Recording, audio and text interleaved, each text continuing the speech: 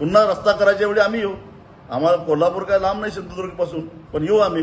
कारण संकट आमच्या दारात येणार आहे. ते दारात येण्यात आधी शेजाऱ्याच्या दारातच अडवता आलं तर आम्ही अडवू.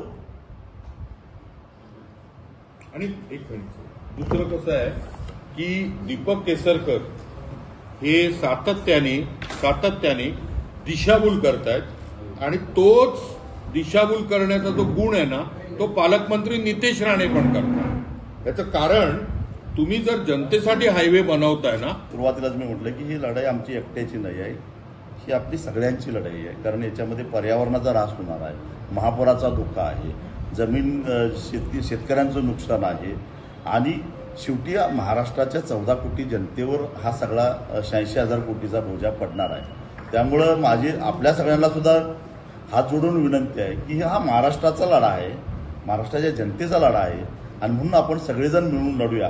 याच्यामध्ये पक्षीय अभिनिवेश बाजूला ठेवूया आणि मेरिटवर आपण लढाई करूया असं माझं मत आहे.